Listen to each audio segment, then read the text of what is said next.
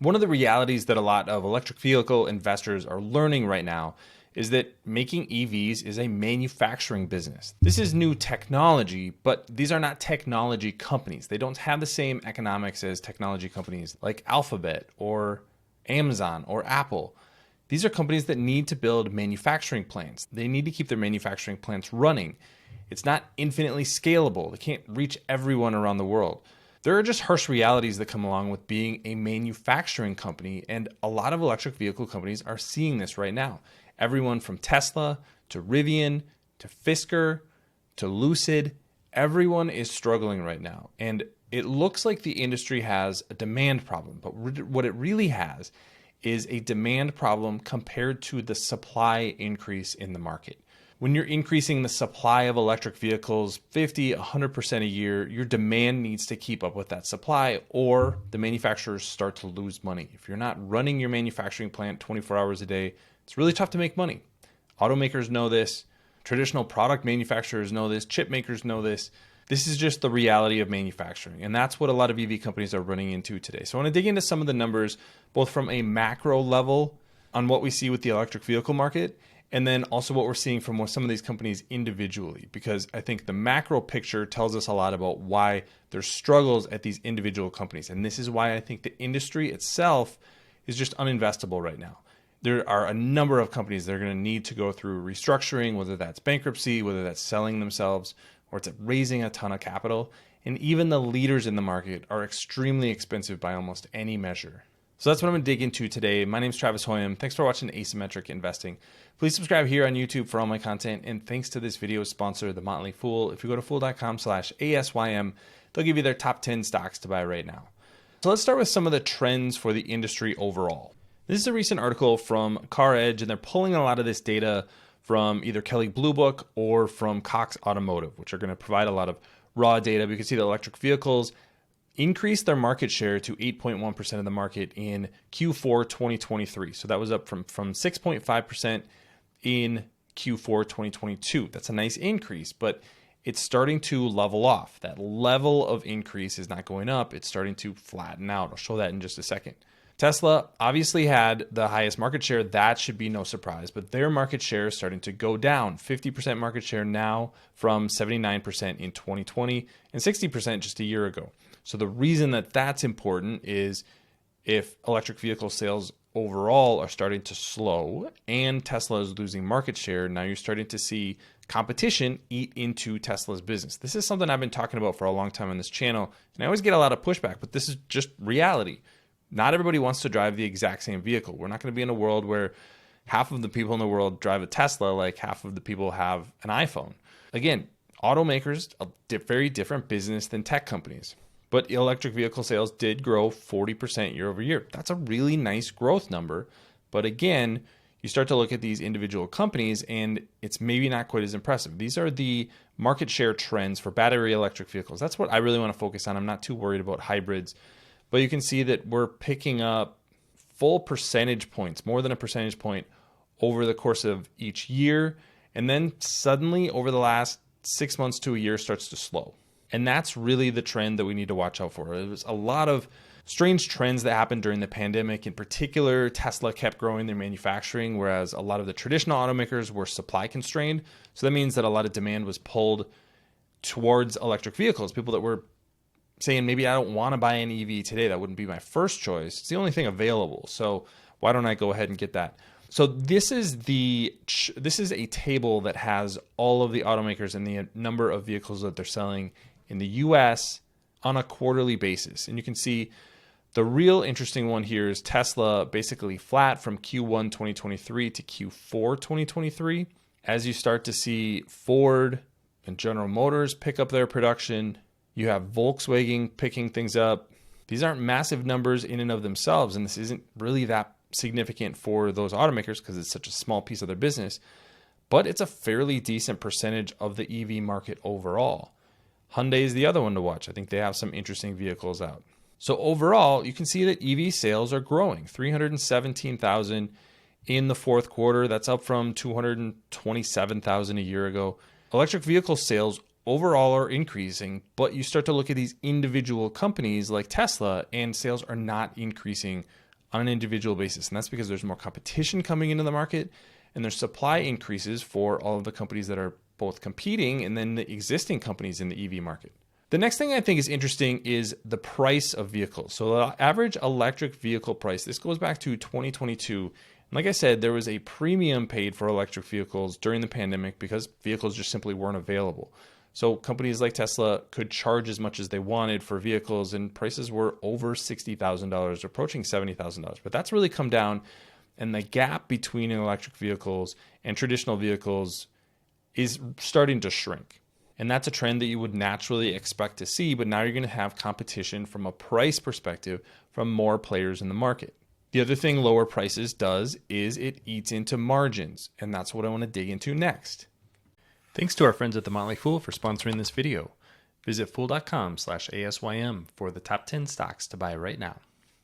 This is a look at Tesla's margins, and I think this is the most telling for the industry. You can see that gross margin peaked at over 29% in the March quarter of 2022, and since then it's been on a steady decline. Now there's going to be a little bit of volatility quarter to quarter, but you can see that the trend is really clear, and this happens as Tesla has had to reduce prices to sell more vehicles. Again, this is an example of supply and demand working in the market.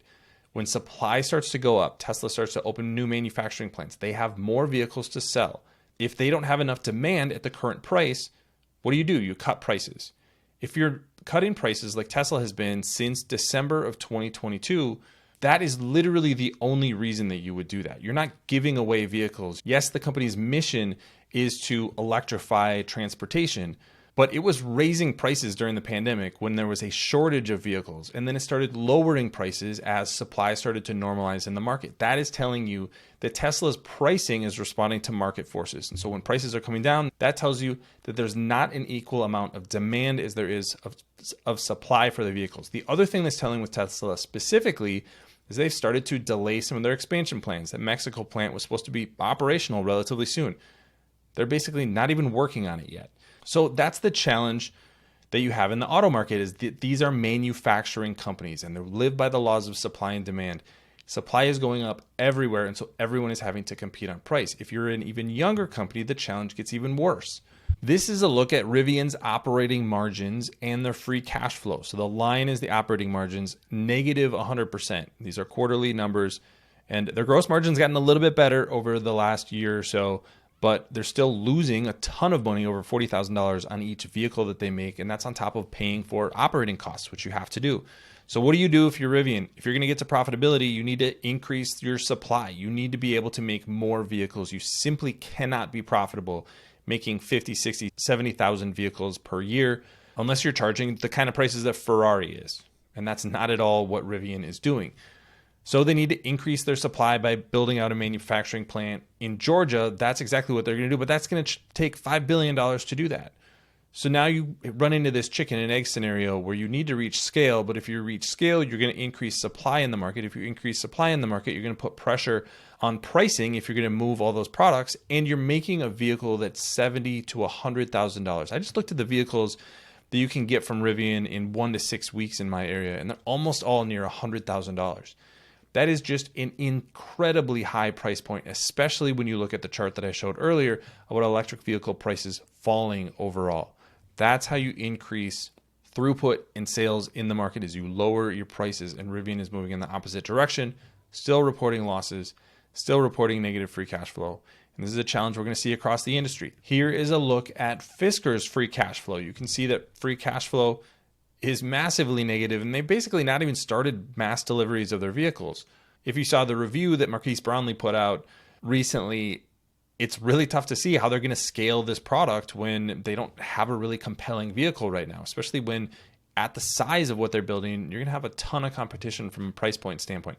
Lucid, you have a similar story. Extremely high price point. What sort of vehicles are not selling right now? $100,000 electric vehicles. That is very clear in the market, as you saw with the average price of electric vehicles. More people want electric vehicles, but they're not going to pay $100,000 for a car. They're going to pay $40,000, $50,000. So Lucid is just absolutely in the wrong place. And we've seen that with their production numbers, with their sales numbers, and you can see that their cash flow is just massively negative, just a completely unsustainable company right now. What do we have in common with all of these companies? they're manufacturing companies that are running into the laws of supply and demand. There are too many electric vehicles coming to the market, whether it's from legacy automakers or new startups. That increase in supply is pushing prices lower, which means that companies can't move the products that they make. They have to lower prices to respond, and that exacerbates the losses that they're already reporting. Tesla is the only company that's at any sort of sustainable level. And the problem for Tesla is that this dynamic leads to this not being a growth company like it used to be. And we've seen that over the last year. The company is simply not growing revenue at anywhere near the rate it was. They're not growing production, and their price per vehicle is starting to fall. So as a result, Tesla should probably trade closer to what legacy automakers are trading at. Legacy automakers are trading at 4, 5, 6 times earnings.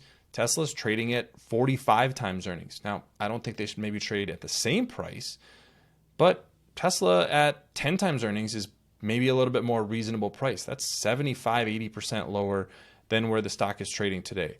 On top of that, if Tesla keeps increasing their supply, I could see their margins continuing to march lower. So a lot of challenges in the electric vehicle market. We're seeing this lead to some really disastrous results from some of the upstart companies, Rivian's, which I covered last week, Lucid, Fisker. All of these companies, I think, ultimately are in financial trouble, and they're going to have to find some way out of this. They're not going to be able to scale their way out of it like Tesla did. That was kind of a one-time scenario. They were the first company to hit the EV market.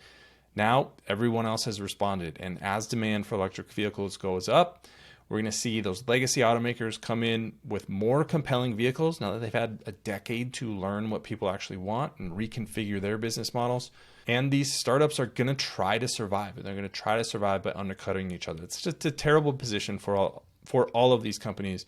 And if you're an investor, I would either look at some of the legacy automakers, which, like I said, still making a ton of cash. They are nowhere near the financial trouble that a lot of people here on YouTube like to talk about. And they might ultimately end up buying some of these companies. I did a video recently saying that GM should buy Rivian. I think that would be a really compelling move for both of them, but they're not going to pay a huge price for them. So I think the electric vehicle market from an investment perspective is in a really, really tough position right now. A number of years ahead of struggles. We're not going to see lower interest rates help out these companies. I don't think that's going to happen. And I don't think it's the kind of catalyst that a lot of people think it is. The economy is starting to struggle. People are pulling back on large expenditures. We're seeing that with numbers from Home Depot and Target. And so the reality is that the auto market is responding as well. And that means lower sales. People are trading down, just not buying the expensive vehicles that they once were. That is bad for auto stocks, but it's especially bad for electric vehicle stocks, given the fact that supply is increasing at the same time. So what do you think about the future of the EV market? What is going to happen over the next 4 or 5 years? Leave your comments in the comments section below. I'd love to hear from you. Don't forget to subscribe to Asymmetric Investing and like this video. Thanks for watching, everybody. See you here next time.